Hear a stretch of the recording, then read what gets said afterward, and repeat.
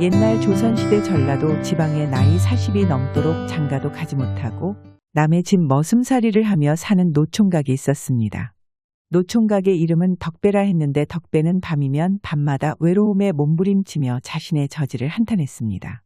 내 나이 이제 40이 넘었는데 이대로 살다가는 장가는커녕 여자 손 한 번 잡아보지 못하고 늙어가겠구나. 참 내 인생이지만 보잘것없는 인생이로다. 밤이 깊어갈수록 잠은 오지 않고 온갖 상념이 몰려와 덕배는 결국 잠자기를 포기하고 자신의 초가집을 벗어나 발걸음이 향하는 대로 어두운 산길을 정처 없이 걸었습니다. 마침 보름달이 휘영청 떠 사방을 비추니 덕배는 깊은 밤 겁도 안 나는지 산 깊은 곳까지 저도 모르게 걸어들어와 아름다운 풍경이 펼쳐져 있는 계곡에 자리를 잡고 앉아 흐르는 계곡물을 하염없이 바라보았습니다. 그렇게 덕배는 맑은 계곡물을 바라보며 앉아있자 자신의 마음을 짓누르던 무거운 기분이 어느 정도 사라지고 마음이 진정되는 것이 느껴졌습니다. 그 순간 어디선가 물이 찰랑거리는 소리가 들려왔는데 누군가가 물장구를 치는 듯한 소리가 나 덕배는 의아한 생각이 들었습니다. 이 늦은 시간에 누가 멱을 감는 것인가? 덕배는 호기심에 자신도 모르게 소리가 나는 곳으로 살금살금 걸어갔습니다. 소리가 나는 곳에 도착해 풀숲에 몸을 숨기고 조용히 내다보니 덕배는 자신도 모르게 입이 딱 벌어지며 놀라고 말았습니다. 헉! 그도 그럴 것이 계곡물에 웬 여인이 눈부신 몸매를 드러내며 혼자 목욕을 하고 있었습니다. 헌데 그 여인의 미모는 이제껏 덕배가 한 번도 본 적이 없는 절세미녀였으니 덕배는 눈 한 번 깜빡이지 않고 숨죽여 그녀가 목욕하는 모습을 쳐다보았습니다. 이 여인은 실은 속세의 인간이 아닌 마고선녀라는 하늘나라의 신선이었는데 밤이면 이 산에 내려와 목욕하고 아침이 밝아올 때면 하늘로 올라가고는 하다. 우연치 않게 오늘 덕배에게 자신의 모습을 들켜버린 것이었습니다. 마고선녀는 목욕을 마치고 바위 위로 올라와 자신이 벗었던 옷을 입자 화려한 비단 옷을 입은 그녀의 모습은 진정 하늘에서 내려온 선녀의 모습이었습니다. 마고선녀는 덕배가 자신의 모습을 훔쳐보고 있다는 것도 모른 채 바위 위에 앉아 옷소매 속에서 옥퉁소를 꺼내 아름다운 곡을 연주하기 시작했습니다. 그 소리가 얼마나 구슬프고 애달았는지 덕배는 마고선녀의 연주에 흠뻑 빠져들고 말았습니다. 처음 마고선녀의 목욕하는 모습을 보며 들끓던 마음이 어느새 음악에 취해 자신의 외롭고 서글픈 감정이 솟아올라 자기도 모르게 눈물이 쏟아져 나왔습니다. 그것도 모른 채 마고선녀는 자신의 연주에 심취해 있었는데 어느 순간부터 덕배의 울음소리가 커지더니 통곡소리로 바뀌어 마고선녀의 귀에까지 들리게 되었습니다. 그녀는 연주를 멈추고 덕배가 숨어있는 숲을 바라보며 소리쳤습니다. 거기에 누구신지요? 그제서야 덕배는 자신의 울음소리가 너무 컸다는 걸 깨닫게 되었지만 이미 들통이 나버려 더 이상 숨어있을 수 없어 쭈뼛거리며 모습을 드러내었습니다. 저는 저 아랫마을에 사는 총각이온데 인기척이 들려 호기심에 그만 결례를 범했습니다. 그러셨군요. 그런데 왜 그리 서럽게 우신 거지요? 저는 그러니까 그것이 덕배는 마고선녀가 화를 내지 않고 다정히 묻자 부끄러움에 선뜻 대답하지 못하다 자신의 처지와 마고선녀의 퉁소 소리에 도취되어 울음을 터뜨린 이유까지 모두 이야기하였습니다. 그런 사정이 있으셨군요.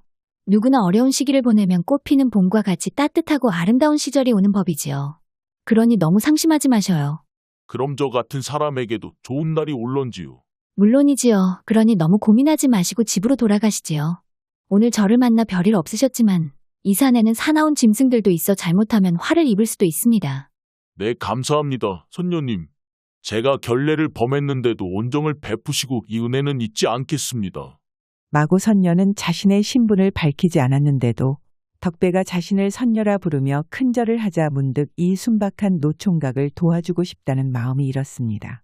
그녀는 절을 하고 돌아가려는 덕배를 불러세웠습니다. 잠시만 제가 드릴 것이 있습니다. 말을 바친 마고선녀는 품속에서 금으로 만들어진 방울을 꺼내 덕배에게 주었는데 얼떨결에 금방울을 받아든 덕배는 고마움에 고개를 푹 숙이며 말했습니다. 어찌 이리 귀해 보이는 물건을 저에게 주시는지요? 저는 선녀님께 아무것도 드릴 것이 없는데. 괜찮습니다. 저와 만난 인연으로 드리는 것이니 이 금방울은 세상에 둘도 없는 보물로 아픈 사람을 낫게 해주는 효염이 있으니 부디 좋은 일에 쓰시길 바랍니다. 아니, 이렇게 귀한 것을 감사합니다, 선녀님. 덕배가 고마움에 넙죽 엎드려 절을 하자 마고선녀는 그 모습을 웃음을 띠며 바라보더니 순식간에 하늘로 올라가 버렸습니다. 고개를 든 덕배가 앞을 보았을 때는 이미 마고선녀는 사라지고 난 후였습니다. 덕배는 주변을 두리번거리며 마고선녀를 찾아보았지만 어디서도 그녀의 모습을 찾을 수 없자 아쉬운 마음을 달래며 집으로 돌아왔습니다. 다음 날 아침 일찍 일어난 덕배는 어느 날과 다름없이 자신이 머슴으로 일하는 이대감 집에 가 일을 하는 와중에 남몰래 자신의 품에 있는 금방울을 만지작거렸습니다. 어젯밤 일이 진짜 꿈이 아니었구나. 멍하니 서서 혼잣말을 하는 덕배 등 뒤로 누군가 다가오더니 넋놓고 서 있는 그의 등을 찰싹 때렸습니다. 뭘 그리 넋놓고 서 있는 건가? 아이고 놀래라. 형님 언제 오셨어요? 눈앞에 나타난 사람은 덕배와 함께 일하는 서너 살 위의 손길이라는 사내였는데 평소 덕배와 호영호재하며 가깝게 지내는 사이였습니다. 뭔 생각을 그리 하길래 사람이 온 것도 모르나? 제가 생각할 게 뭐가 있나요? 그저 답답해서 그렇지요. 이 사람 참 그건 그렇고 이따 일이 끝나고 제동 아재 집에 한번 들릴까 하는데 괜찮으면 같이 한번 가보자고. 제동아재요. 손길이 말한 제동아재는 덕배와 같이 이대감 집에 일을 하던 나이든 노인이었는데 지난달부터 병이 들어 일을 나오지 못하고 있었습니다. 그날 두 사람은 일을 마치고 마을 외곽에 있는 허름한 초가집을 찾아갔습니다. 제동 아재 저 송길이에요. 집에 계세요? 손길이 다 무너질 듯한 초가집 앞에서 소리 내 주인을 청하자 한참 있다 초가집 문이 열리더니 늙고 수척해 보이는 노인이 나왔습니다. 아니 이게 누구야? 송길이하고 덕배 아닌가? 자네들이 여기까지는 웬일인가? 아재 아프신 데는 좀 어떠세요? 아이고 그렇지 뭐 그나저나 먼 길 왔는데 누추하지만 들어오라고. 두 사람이 방 안으로 들어오자 제동아재는 잠깐 움직이고 기력이 다했는지 자리에 앉으며 말했습니다. 자네들이 여기까지 와줬는데 내가 이 모양이라 대접을 제대로 못하는구먼. 그런 말씀 마시고 그냥 편히 쉬고 계셔요. 그리고 이건 두고 챙겨 드세요. 손길이 한 손에 챙겨온 보따리를 내밀자 제동아재가 서글픈 표정을 하며 말했습니다. 뭘 이런 걸 가져왔나 미안하게. 별거 아니니까 챙겨 드세요. 안 사람이 아재 갖다 드리라고 뭘 챙겨주더라고요. 세 사람은 오랜만에 만나 지난 이야기들을 하다 어느 정도 시간이 지나자 덕배가 안절부절 못하더니 어렵사리 말을 꺼냈습니다. 제가 잠깐 보여드릴 게 있는데 이상하게 생각하지 마시고 잠깐만 계셔보세요. 뭘 보여준다는 겐가? 그게 잠시만요. 손길과 제동아재가 얼떨떨한 표정으로 덕배를 쳐다보자 그가 품 안을 뒤적이더니 반짝이는 금방울을 꺼내었습니다. 아니 자네 이런 귀한 금방울을 어디서 났는가? 그걸로 뭘 하려고? 그게 잠깐만 이 방울 소리를 한번 들어보세요. 덕배가 머뭇거리며 손에 든 금방울을 흔들자 청명하면서도 영롱한 방울 소리가 방 안을 가득 채웠습니다. 어찌 이런 소리가? 두 사람이 감탄을 금치 못하는 사이 덕배는 계속해서 금방울을 흔들었습니다. 그렇게 한참 동안 금방울 소리를 내고 얼마나 시간이 지났을까? 덕배가 방울 소리를 멈추자 제동아재는 마치 꿈에 취한 듯 멍한 표정을 짓고 있다 제정신이 돌아왔습니다. 아이고 이런 그 방울 소리가 어찌나 좋은지 내 정신을 놓고 있었구만. 그건 그렇고 몸이 이상하네. 말을 하며 제동아재가 자리에서 일어나 자신의 몸을 이리저리 만져보는데 환한 표정으로 덕배에게 말했습니다. 이복의 덕배 그 방울 소리를 들으니 몸이 한결 가벼워지는 것 같은데 자네 무슨 도수를 부리는 겐가? 그 말을 들은 덕배는 어젯밤 만난 마고선녀의 말이 거짓이 아님을 알고는 금방울 소리로 제동아재의 병을 그날로 다 치료해주고는 초가집을 나섰습니다. 돌아가는 길에 손길은 귀신을 보는 듯 덕배를 보며 말을 걸었습니다. 자네 그 방울은 뭐고 도대체 어디서 얻은 건가? 손길이 정색을 하며 묻자 덕배는 잠시 고민하다 지난 저녁에 겪었던 일을 모두 말해주었습니다. 덕배의 말을 들은 손길은 반신반의했지만 눈앞에 금방울이 떡하니 있으니 안 믿을 수가 없었습니다. 덕배 지금 나랑 어디 좀 같이 가자고. 형님 해가 지는데 이 늦은 시간에 어딜 가자고요. 힘들겠지만 한 번만 더 그 방울로 도와줘야 될 사람이 있네. 손길이 못 내켜하는 덕배의 손을 잡아 끌며 데리고 간 곳에는 자신의 먼 친척벌 되는 어린 여자아이가 오랫동안 중병을 앓고 있었는데 그 모습을 본 덕배도 안쓰러운 마음이 들어 금방울로 소녀의 병을 치료해 주었습니다. 그날 이후로 덕배와 금방울에 관한 소문은 삽시간에 퍼져나가게 되어 용한 의원도 못 고치는 중환자도 살려낸다는 소문에 덕배에게 치료를 받겠다는 사람들이 재물을 들고 몰려들게 되니 덕배는 오랫동안 하던 머슴 생활까지 그만두고 많은 재물을 얻어 점점 부자가 되었습니다. 그러던 어느 날 밤 늦은 시간에 덕배의 집을 찾아온 이가 한 명 있었습니다. 의원님 계신가요? 자신을 의원이라 부르는 소리에 덕배가 문을 열고 나와보니 나이든 노파가 한 손에는 짐꾸러미를 들고 초조한 표정으로 서 있었습니다. 무슨 일로 오셨습니까? 늦은 시간에 이렇게 찾아와 죄송합니다. 다름 아니라 의원님 저희 딸 좀 살려주세요. 제발 저희 딸만 살려주신다면 그 은혜는 제가 평생 갚겠습니다. 어르신, 저는 의원이 아닙니다. 그러니 진정하시고 제가 도와드릴 수 있으면 도와드릴 테니 무슨 일인지 말씀해 보시죠. 노파는 덕배의 말에 안도하는 표정을 지으며 자신의 딸 이야기를 하기 시작했습니다. 노파는 어려서 시집을 와 시집살이 10년이 넘어서 어렵사리 딸 하나를 낳아 키웠는데 얼마 안 가 남편이 세상을 떠나고 딸 하나만 의지하며 남의 집 허드렛 일을 하며 어렵사리 먹고 살다 몇 달 전부터 딸이 시름시름 앓더니 지금은 사경을 헤매는 지경에 이르렀다며 자신의 딸을 살려달라고 하소연하였습니다. 그러시면 지금 당장 따님이 계신 집으로 가보시죠. 장담 드릴 수는 없지만 제가 힘 닿는 데까지 도와드리도록 하겠습니다. 아이고 감사합니다. 의원님 이 은혜는 제가 꼭 갚아드리겠습니다. 노파를 따라 덕배가 다 쓰러져가는 허름한 초가집에 도착해 방 안에 들어가 보니 20여 세 정도 되는 처녀가 피골이 상접한 채로 숨을 헐떡이고 있었습니다. 얼핏 보기에도 중병에 걸려 며칠을 넘기기 힘들 것 같아 보였는데 덕배가 처녀의 옆에 앉아 금방울을 꺼내 들고 흔들자 청명한 방울 소리가 온 방 안을 가득 채웠습니다. 그렇게 한참 시간이 흐르고 방울 소리를 듣던 처녀의 가쁜 숨소리가 점점 안정되더니 얼마 지나 고르고 편안한 숨소리를 내며 한결 나아진 상태가 되었습니다. 오늘은 이 정도만 하고 내일 다시 찾아와 따님을 치료해 드리겠습니다. 감사합니다. 의원님 정말 감사합니다. 눈물을 흘리며 고마워하는 노파를 두고 덕배는 집으로 돌아왔고 그 이후로 며칠을 더 노파의 집에 들러 딸을 치료해 주었습니다. 그렇게 사나흘이 지나자 노파의 딸은 병석에서 일어날 수 있었고 자신의 병을 치료해 준 덕배에게 감사했습니다. 저를 살려주셔서 감사합니다. 이 은혜를 어떻게 갚아야 할지 모르겠네요. 아닙니다. 제가 할 수 있는 일을 한 것뿐이니 너무 고마워하지 않으셔도 됩니다.